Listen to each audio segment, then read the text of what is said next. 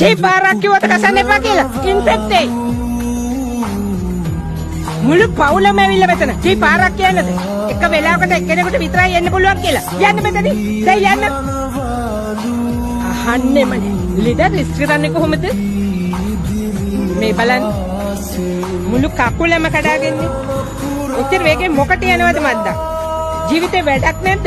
මගේ ජොබ් එකේ පළවෙනි දවසේ පරක්කු වෙන්නේ. හරි හරි. මතක තියාගන්න. මේ කකුල කෙලින් තියාගන්න ඕනේ ස්ට්‍රේට්. ඒ වගේම කෑම ඔක්කොම කන්න ඕනේ. රැට හොඳට නිදා ගන්න. තේරුණාද? ඔව්. ඇස් කෙනෙක්ද නැත්තම් ජේල කෙනෙක්ද? සිස්ටර් මාර්තා කියන්නේ මෙතන ඉන්න ලොකු නර්ස්. එයා හරිම හොඳයි. ස්වීට්ද? මෙතන ෆෝන් පාවිච්චි කරන්න බෑ. ඒ කසන්න එපා. ඔක්කොම කන්න ඕනේ. අංකල්. ඒ ලෙඩුන්ට කරදර කරන්න එපා.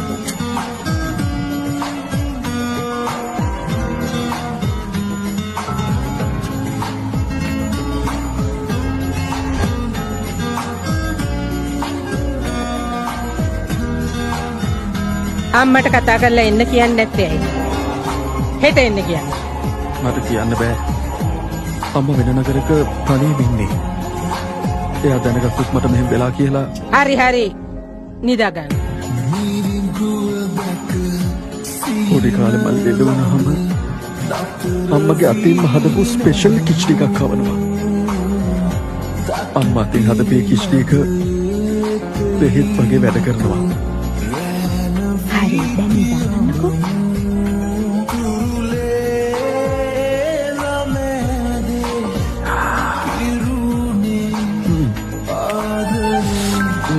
Thank you so much, miss. මේක අපේ අම්මා හදන කිච්ඩි එක වගේමයි. තෑන්ක්ස් කරන්න මට නෙවෙයි මාර්තා මැඩම්ට. එයයි කෙතරින් හදාගෙන ආවේ. ඔයාගේ ස්පෙෂල් කිචඩි.